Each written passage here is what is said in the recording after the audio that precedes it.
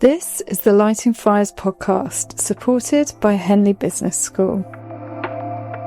I've always been a firm believer in coaching. I do a lot of learning. I like to read, and I've got a very inquisitive mind. But I also recognise that to improve and to be better, learn from those around you who either have done that or have the necessary skills to help take you on that path. And there's also the accountability side of it as well, because I don't want to let you down as my coach and as my friend as well. Welcome to the Lighting Fires podcast. My name is Julie Williams and I'm a coach. I have a master's in coaching and behavioural change, over 10 years of running my own coaching practice, and 15 years in marketing leadership roles, including Accenture, where I worked with Microsoft. In my work, I gain the benefit of walking with people through their lives for a short time. So on this podcast, you'll get to hear from people experiencing key moments of change in their business and personal lives. We'll hear what lit their fires and the techniques that created significant shifts. I hope you find their story inspiring. In this episode, we'll meet Mark Schmull, the Managing Director of Arrow Planning, a town planning company based in High Wycombe, just outside of London. One member of Mark's team recently told me that he is by far the best planner that he has ever met. Mark is an expert on the Greenbelt, a ring of countryside just outside of London. Mark and I met at Christmas drinks in 2019 and went on to work together during the national lockdown. I set up a mastermind group of 5 business leaders to help them navigate the challenges that the lockdown was bringing. In this episode, we talk about the power of having a business or a work community behind you. We discuss imposter syndrome and also taking risks as a business owner. I hope you enjoy this conversation between Mark and myself. Welcome to the Lighting Fires podcast. Today I have Mark Schmull on the show. So I'm going to ask you to introduce yourself now. Great, thank you. Well, firstly, thank you for having me here. Delighted to be here. So, I'm Mark Schmull. I'm Managing Director of Arrow Planning, which is a town planning consultancy in High Wycombe. I founded the business nearly 7 years ago now, and it's been quite a journey over that time, upwards mostly, but obviously plenty of challenges throughout that time as well. But yeah, it's exciting, and I'm looking forward to the future as well to see what that brings. So we first met during lockdown, didn't we? It was just before. Was it just before? It was Christmas drinks in the Christmas just before lockdown. Right, yes, yeah, that's right. And then we went on to create a mastermind group together. Yes. Yeah. So that my intention around that was, as we went into lockdown, I felt that there was a lot of business owners feeling really isolated, including myself actually. And I felt like something needed to be done, particularly for some of the people and the clients that I knew. And so I thought I could show some leadership in setting up a group. So it was an opportunity for us to get together on a regular basis, have a confidential space that was kind of really open for us to explore our business challenges at a really pressured time of change, where clients were changing their needs and what they needed from us as businesses, and we were getting a lot of conflicting advice as well. So that was really kind of where we started, wasn't it? Yeah, and it was, I'm very grateful for what you did in taking that initiative to bring that forward, because it was a very difficult time, and it was a great community feeling that you created for us at that point. Yeah, and I benefited a lot from that community as well. But maybe before we get into the coaching, maybe you could just tell us a bit about your backstory. Yes, yeah. So I've been working in the property industry for roughly 20 years, but I didn't plan to go into that. I sort of fell into it, really. I did geography at university, and when I sort of graduated, I did some travelling around South America, and I got a temping job at the local council to where I was. And it happened to be in the planning department, and I started off just in admin, doing filing and so on, and then got offered a role in the planning team as a sort of trainee planner. And that's really how I started. So like I say, I just sort of fell into that. did that for a while and got the opportunity to do a master's course whilst working at the council.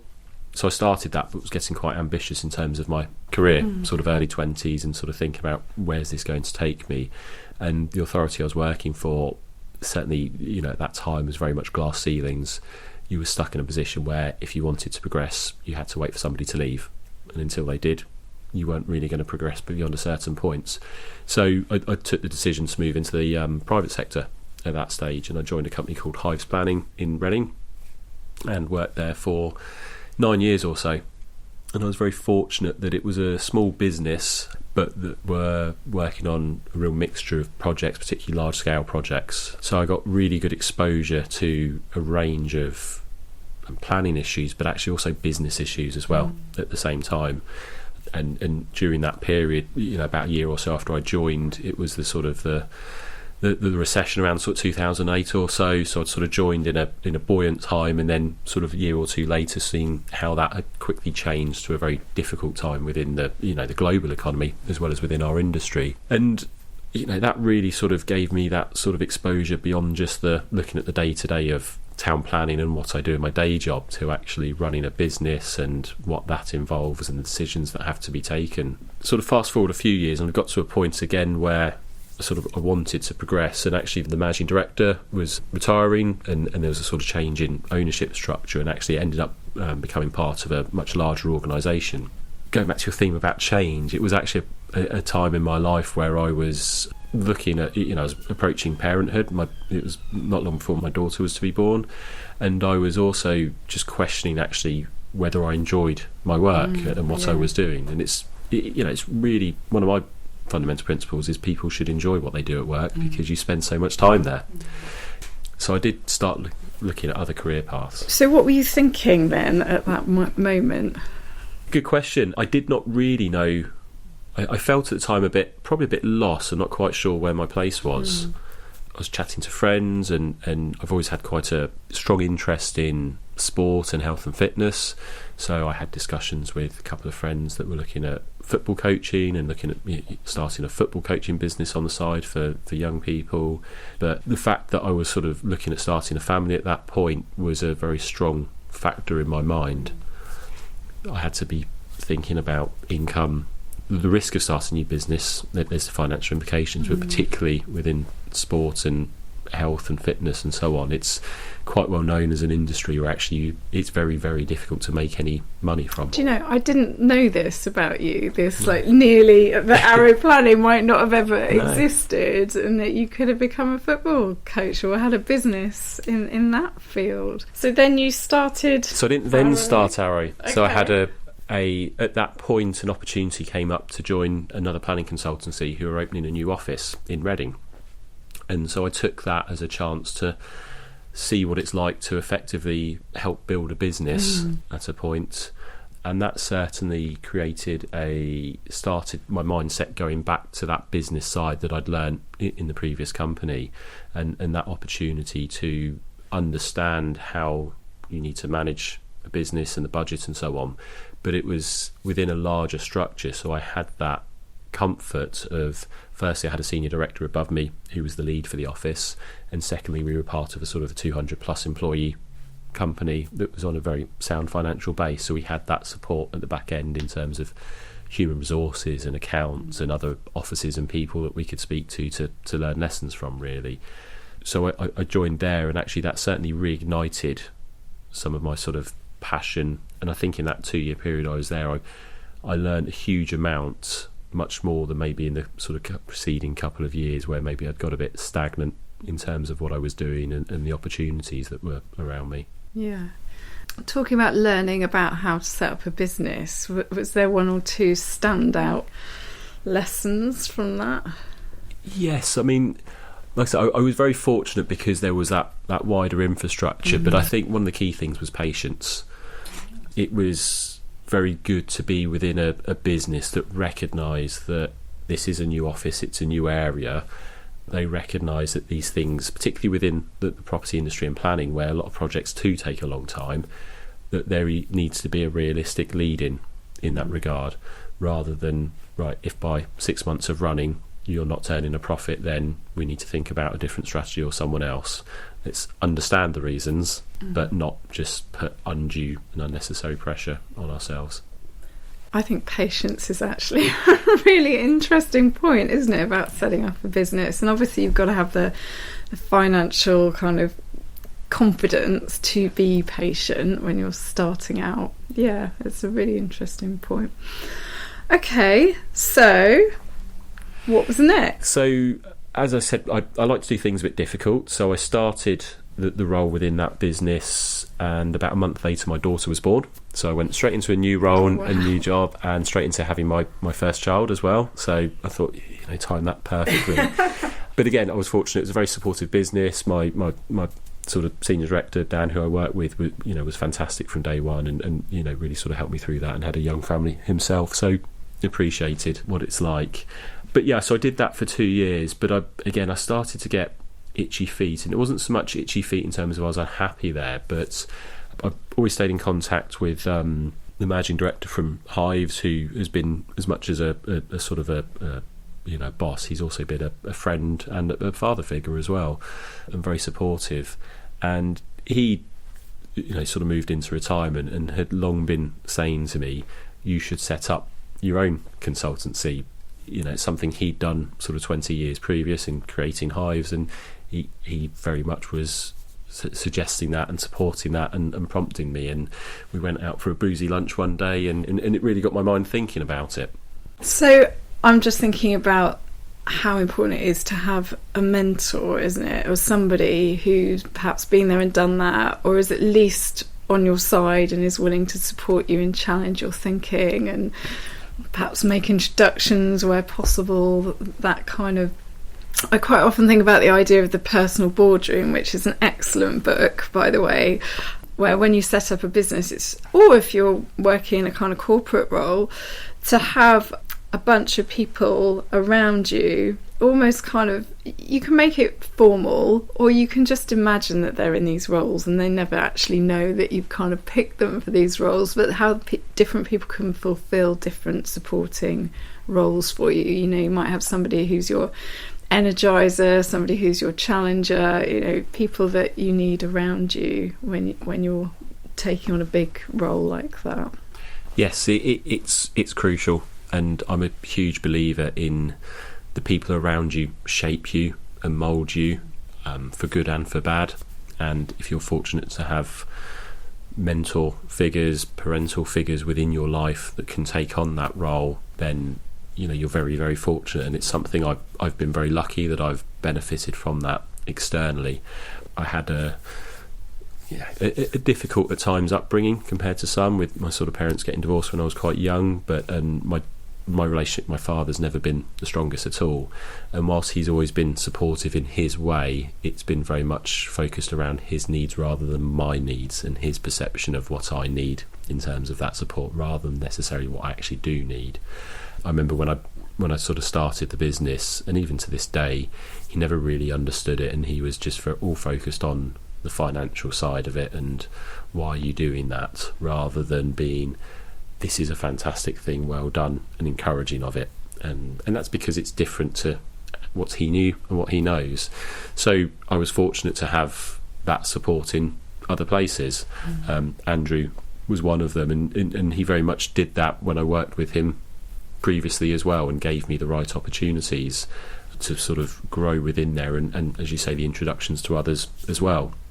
And that brought me on then to going for lunch with him and a sort of a friend, or somebody who is now a friend but also a client, and again a bit of a mentor to me, Stephen, who between the two of them effectively put me on that path to setting up Arrow.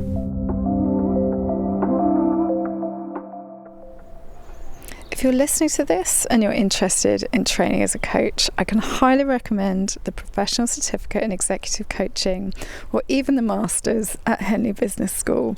It is the best investment I have made in myself and my business. The course is led by research, so it has academic rigour, and the tools and techniques you learn are highly practical. You get the opportunities to practice, you build confidence, I also gained friendships for life, a community that's continued to support me. I can highly recommend it. So if you decide to take the plunge and contact Henley about the certificate programme, do mention the Lighting Fires podcast. So when I first met you, how many people were in the team? Just me. I thought so. It was. Yeah. So when we first met, it was just me. And then as we moved into lockdown and when we sort of started, I'd just taken that decision and just on the 1st of March 2020, taken on my first team member, Rob, at associate level as well, so senior level. And 2 weeks later, watched the world change dramatically. So I guess that brings us on to the coaching work that we did together. And we've done quite a bit of team coaching since, but specifically we're talking about this mastermind group. So it was called Ignite Your Business. So with a real focus on supporting one another and looking at our challenges and our opportunities and challenging each other a little bit sometimes as well. But the group was able to kind of share their wisdom, and actually we had a lot of humour as well, which I think was really important. I really looked forward to our meetings. So our first 6 sessions actually were really in that kind of setup. It went on to evolve a bit after that. So at that moment in time, why did you come to coaching? What was it you were hoping to achieve from that? I've always been a firm believer in coaching. You know, I do a lot of learning. I like to read, and I've got a very inquisitive mind. But I also recognise that to improve and to be better, learn from those around you who either have done that or have the necessary skills to help take you on that path. And there's also the accountability side of it as well. You can hold yourself to account, but actually it's a great help to me to have someone like yourself there who then can hold me to account, to make suggestions or make sure I'm on a certain path, but then ensure that I'm doing that, or that it just gives me that little bit of extra motivation, because I don't want to let you down as my coach and as my friend as well. So that draws me to it as well. Yeah. Okay, thank you. And in terms of business challenges, was there a specific goal that you had in your mind that you wanted to achieve through the coaching and the community? Yes, definitely. So it was a time, again, it was another transition, because when I set up Arrow nearly 7 years ago now, I wasn't sure whether actually I wanted to grow the business or whether actually I wanted to just be on myself and sort of earn what I needed to earn and work on the projects I wanted to earn.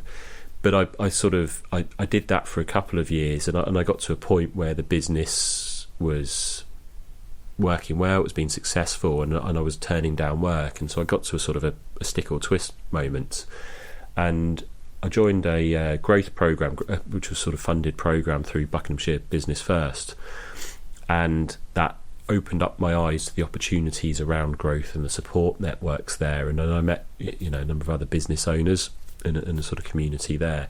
So when we first met and started working together, I'd sort of spent the last year doing that. I'd just taken on Rob, and I was at that point again of, right, this is a very difficult situation at that exact time because of what was going on in the world.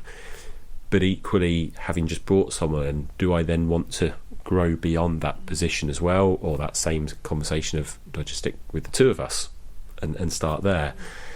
And through this support network that we'd established through the mastermind sessions and through what we're exploring together as a group, it allowed me that chance to grapple with that issue and understand, what did that mean? What were others in this group who also were small business owners and actually sort of growing at the same time? What were they sort of thinking about it?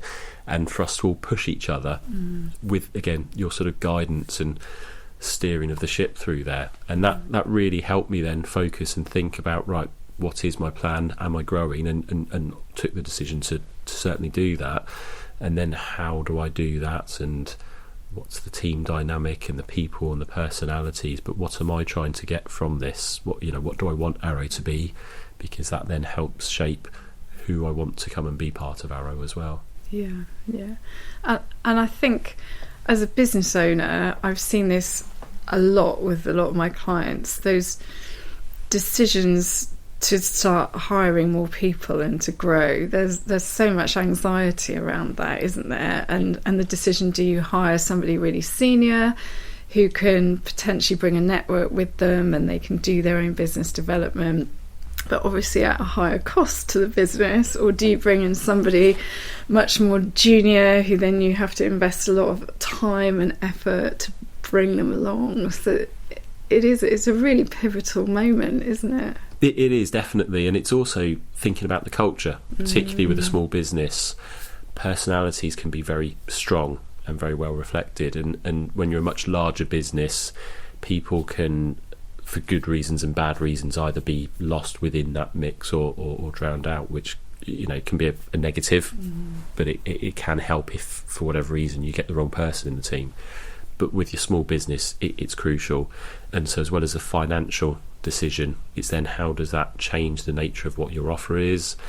How does that person come in change how you might want to do things, and what can you learn from that person as well? And it doesn't matter whether they're 20 years experience or straight from university. They have experience, they have views and things that they can bring to the table, and so it's recognising what sort of character do I want to bring in, and how do I want to learn from them as well, but how do I want them to understand what I'm trying to do, and what becomes the louder voice while still being able to listen at the same time. Yeah, and I remember one of the themes that we spoke about quite a lot for you was about how do you bring the team on, how do you listen to them more, how do you what is that team culture that you're trying to develop? Yeah, and that's continued to be a big theme for Arrow Planning. Yes. Yeah. Are you feeling stuck and need some help moving forwards? At Lighting Fires, I work with business leaders, future leaders and their teams to ignite their full leadership potential. Whether you're a business owner or leading in an organisation, we can work together to create a programme tailored to your priorities. Throughout our coaching together, I see my clients' confidence and capabilities grow as they gain a greater understanding of how they work, learn to make quicker decisions, and develop a vision for their role and a plan on how to get there.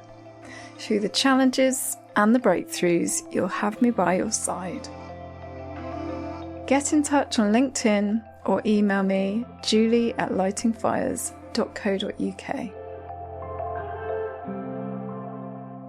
So are there, when you think back to that mastermind session, either in those first 6 sessions or as it kind of developed more into a kind of leadership program, are there kind of key moments, like light bulb moments or moments of change, or something just shifted for you that had impact? Yes, certainly. So I think that there was the first sort of 6 sessions or so I felt were very much as a sort of, in some ways, a collective support network for us all at the time.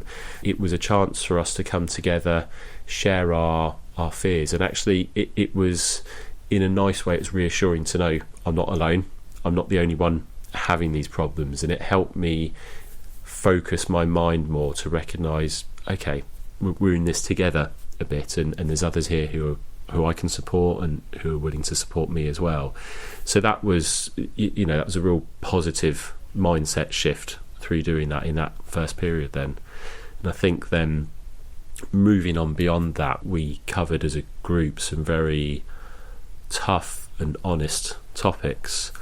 I can remember conversations that you sort of offered where you said, are there things people want to bring to the table that we can then focus on going forward? And for example, I remember leading a session or sort of asking you to sort of focus on imposter syndrome, because that's something I've struggled with plenty of times throughout my career and my personal life.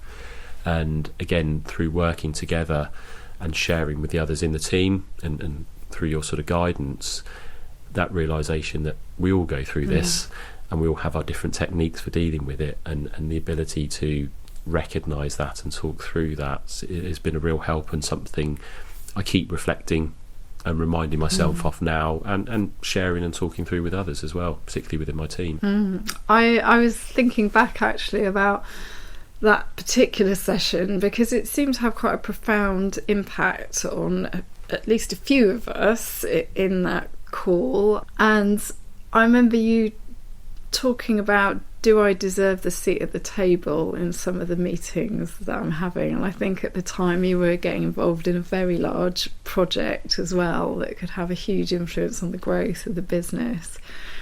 And I was just sat there listening to you thinking, oh my gosh, Mark, I had no idea actually that you felt like this. And to me, you so deserve the seat at the table. So for you to show that vulnerability, I think, was really powerful for everybody else because it meant they could be a bit more courageous and talk about their similar feelings. Thank you. No, I really appreciate that, and it is. I've shared it with others at times, and again, I've had a similar that sort of surprise. And I am a confident person, definitely, but I still struggle with these challenges, and there are plenty of times when I still question: do I deserve to be here? Should I be here?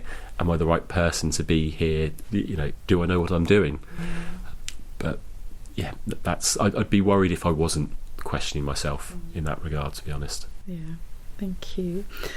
I'm just going to talk briefly about a conversation we had before we started recording this morning, where we were talking about how business owners or people who are getting into really senior corporate positions often experience some imposter syndrome around dealing with the numbers and the financial statements. And you were telling me a brilliant story about Richard Branson, actually.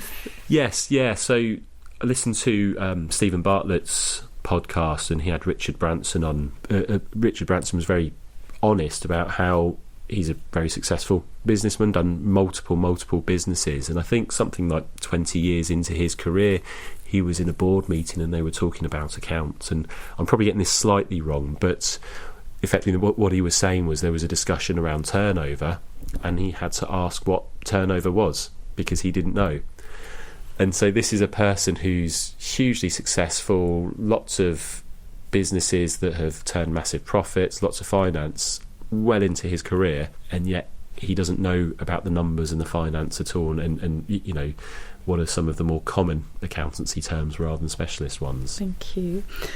And any other moments of change? I mean, one thing I just wanted to reflect on is that at one point in the later series of sessions that we did, we looked at Belbin team roles. For people who don't know, it's a kind of psychometric test where you can discover what typical role you take in a team, whether you might be something called a plant, which can be very much about bringing lots of ideas, or lots of people have heard the phrase completer finisher, so somebody who's really good at actually finishing projects. That's not something I'm so good at. But I remember you coming out as a coordinator, and somebody, I mean, that role actually tends to be somebody who is very calm, can take almost a kind of chairperson role in a situation. And that actually, I mean, the coaching term is parallel process, because we were talking about it, but I was seeing it in action at the same time. That there was one slightly challenging situation came up, and you really did act like the chairperson, and just kind of being very calm and smoothing things, and it was just really interesting to see you take that role, which to me just shows how much you deserve the seat at many tables that you sit at. Thank you. Yes, yeah. I was looking back at the sort of Belbin work, and it is something I've done a lot in my life without necessarily realising. And so when we did that work together, it did bring that realisation to the surface. I look back at sports teams, and I've quite often filled a captain's role, whether being given the captaincy or actually just defaulting to doing that, regardless of whether I've got the armband there.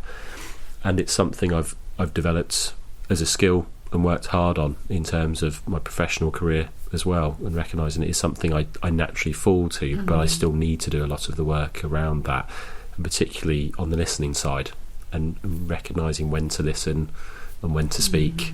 And I don't always get that right, but to give that opportunity for others to go. But the calmness is something I've had to work very hard on as well. Yeah, I think a lot of us who appear to be calm are quite often like swans kind of paddling really fast under the water. So any other kind of key moments of change, either during coaching or outside? Often other things have a massive influence on us, don't they? Yes, they do, definitely. I mean, certainly, again, just through the coaching, it's given me that confidence to build and grow the business, really. We're now up to a team of 8 of us, and that's sort of grown massively within the last 2 years mostly. And the work through the coaching has been really beneficial for the whole team, because there's members of the team that maybe didn't quite understand how others worked or liked to work or liked to communicate. And I know from having done particularly our first sort of wider team session and having some discussions with members of the team afterwards, that sort of light bulb moment came as a result of doing that coaching work together, because they suddenly understood a different perspective, or that when someone was interacting in one fashion, that wasn't about them, that was more about how that person communicates or doesn't communicate. And so it's then thinking, how can we as a team work more effectively together? Yeah. So it is often just that opportunity to get to know people a little bit better, and how they like to communicate and who they are creates such a depth of understanding, and then we can also adapt our own behaviour a bit, can't we, in that respect? Yeah. Okay, so at this point I'm going to offer you to pick a question out of the hat. So I've got a set of questions that I would like to offer people, but there's going to be an element of surprise here. So would you like to pick a question? I will go for a lucky dip and see what we have. Right. Which career or leadership myth would you like to dispel? That's a really good question. I think what I'd sort of choose is about the leader knows what they're doing. I think is a massive one, because there's a lot of the time you just don't know what you're doing. But aren't we all making it up as we go along, really? Yeah, it is. It's very much so. I think it's having that skill to be open and recognise that, and then think about, I don't know the answer, but I know where to find the answer. Be that from getting assistance, guidance, coaching, to look in a certain area. But actually, most of the time, you'll find most leaders don't necessarily know what they're doing, or have this clear direction and vision that they know where they're going, despite how it might appear from the outside. Yeah. And you're reminding me of another client I was working with recently, who said that the plan is everything and the plan is nothing. So as long as you have a plan, then you can just throw it away, because something's always going to come up that you're not expecting. But it gives you probably the confidence to start something, doesn't it? So yeah, I like that phrase. I'm adopting that phrase. So what would you now say to somebody who's, if you kind of rewind back to your beginnings setting up Arrow, is there any advice that you would offer to somebody in that position? Yeah, I think the first thing I'd say is go for it. Yeah. Is 100% just go for it. I've a very close friend of mine, quite often we go mountain biking and things like that, and we quite often have a phrase of what's the worst that could happen. And yes, you can go into a mindset, particularly if we, say we're mountain biking, well, I could fall off and I could break my leg and so on. But actually the chances are pretty slim. And when you rationalise those thoughts, so again, when you start up a business, what's the worst that's going to happen? It's going to fail. But as long as you've set yourself up in a respectful manner, that you're not putting your if you've got a family, putting them at undue risk, then that's the worst that can happen, is it just doesn't work out and you go and get a job. When I started Arrow, I didn't burn any bridges in my previous role, and I was very much of a, if this does not work, then I'll just go and apply for a job. So my first piece of advice would be to go for it, and the second is be ambitious, but don't put undue pressure on yourself. When you start a business, in my experience and from speaking to others, you don't need all the bells and whistles and the toys and gadgets. again, most of my first year, my expenses were basically for a laptop for the business and my professional insurance cover. And I was sat in my effectively garden shed. Didn't need a certain car or anything like that. I didn't need certain clothes, gadgets, software, things like that. Kept it really lean. And then as I worked out what was effective and useful. And actually the most useful things for me were advice. It was accountant, it was experience of friends, and then in due time coaching and so on. And that's actually where I put my resources, rather than necessarily having the new latest technology or phone or a nice car to impress certain people or anything like that. I wanted to impress people with the quality of my work and my advice.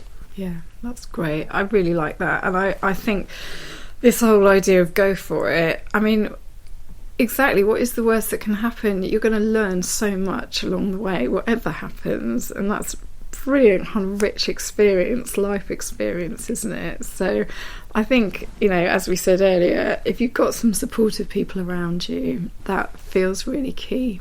To me, certainly I felt that when I started up Lighting Fires, and I've continued to have very supportive clients like yourself, and I feel really grateful to have found this kind of community of people who kind of keep pushing me forward too. Yeah, it's great. So I guess my final question is, what's next for you? It's a very good question. I do have some plans for the future. At the moment, it's very much about building on what we have with Arrow. I've got a fantastic team there. We've recently launched the sort of vision and values with the team that's been really, really well received. And so my real focus for certainly the next 6 months or so is consolidating that, making sure we as a team are very clear on our purpose, why we're doing what we're doing and how we're doing that, and then how we're communicating that to clients and on projects and to the outside world, and to really living within those. So that's my focus for now, and then after that we'll see what happens. Thank you. So Mark, I'm wondering whether you might come back and do another interview at some point in the future, and we might be able to reflect on what you've done, but also potentially we could do a bit of kind of live coaching as well that might be interesting for people to listen to. Yes, I'd be delighted to. I'd love to do that. So is there anything more that you'd like to say before we finish? I'd just like to say thank you for the opportunity today. It's been brilliant, lots of fun talking about this, and it's the run up to this in terms of the chance to just think back and reflect on all of this time, really, not just the career time but the last few years and what I've been learning. It's great because you don't always take time to do that, so I'm grateful to have had that opportunity to do that as well. Yes, yeah, and so we continue to learn together, don't we? We do. It's all right. Thank you, Mark. Listening back to my interview with Mark, the phrase "no man or person is an island" comes to my mind. We rarely achieve anything in life on our own. Like Olympic athletes who have a whole team around them of coaches, physios, nutritionists, and the support and encouragement of family and friends, many of us need a team in some shape or form. So these are my 2 top tips for this episode. The first is to think about mentors. Sometimes there will be people who very naturally fulfill these roles in our lives. They may have already achieved what you'd like to achieve, or they may be successful in another field. They might have a lot of learnings to impart or introductions to make, or can challenge your thinking. A really useful book is Who is in Your Personal Boardroom by Amanda Scott. She helps you think about all the important roles you may need to support you in your endeavour, and encourages you to have those conversations with people. My second tip is mapping out your network of support on paper or on a digital whiteboard, using diagrams, images, symbols and words to map out the people, the books, podcasts, perhaps the times of day that inspire you, and any other activities that help you grow and learn and develop in your role or business. By mapping these out, you can see what are the key foundations, what can give you momentum to go forward, and also identify potential blockers. When I learned about this technique at Henley Business School, I mapped out my own business as I was setting it up and the network that I needed. This had real impact on lighting my own fires. If you'd like to find out how we could work together, you can visit my website www.lightingfires.co.uk, email me at julie@lightingfires.co.uk, or contact me on LinkedIn, Julie Williams, MSc. If you found this podcast helpful, please leave a 5-star rating so others just like you can find me and benefit from these stories. Thank you for listening to the Lighting Fires podcast. I'll be back soon with more conversations with my wonderful clients reflecting on their coaching journeys.